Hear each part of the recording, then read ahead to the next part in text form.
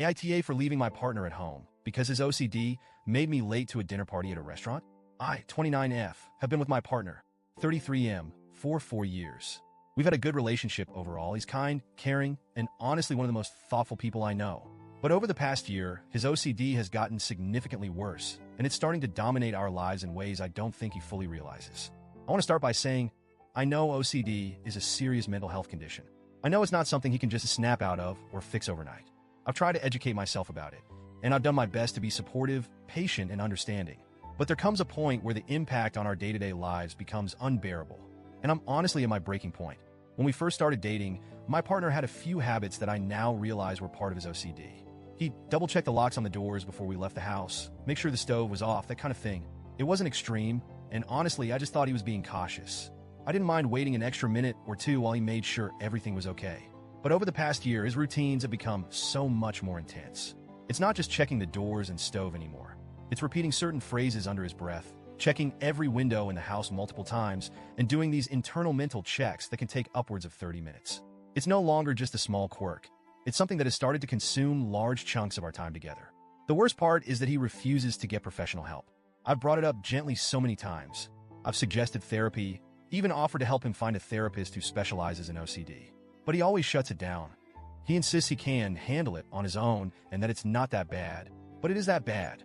It's affecting both of our lives, and I feel like I'm constantly walking on eggshells, afraid of triggering a routine or making him feel like I'm dismissing his struggles. We're late to almost everything these days. Family gatherings, appointments, movies, it doesn't matter. If we have somewhere to be, I've learned to add at least 30 extra minutes to our prep time, sometimes more.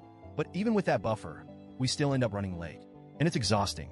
2 weeks ago, my boss invited us to a dinner party at a really nice restaurant to celebrate a recent promotion I'd gotten. This promotion was a big deal to me. I've been working so hard for this, and this dinner felt like a recognition of all the effort I've put in.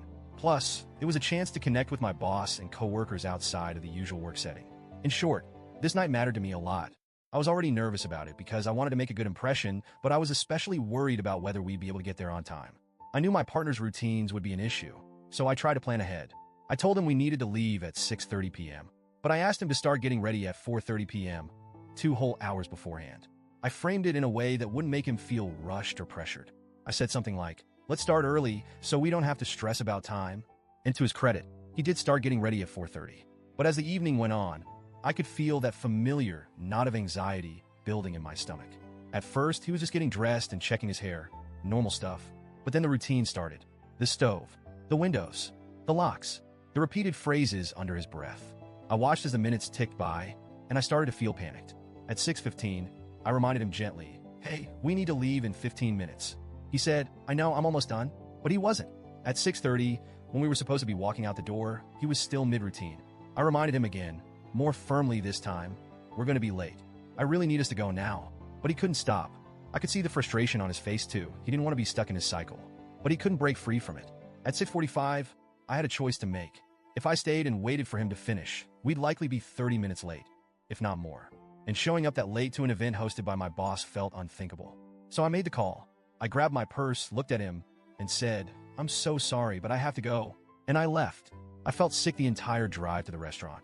I kept replaying the moment in my head, wondering if I should have stayed, if I should have tried harder to calm him down or help him through his routine. But I also felt relief that I was going to make it to this important dinner on time. I ended up being 5 minutes late, which wasn't a big deal in the grand scheme of things. My coworkers were friendly and understanding, and I blamed traffic for the delay.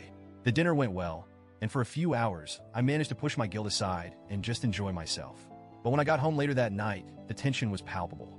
My partner was furious. He said I'd abandoned him, that I wasn't being supportive, that I should have waited for him no matter what.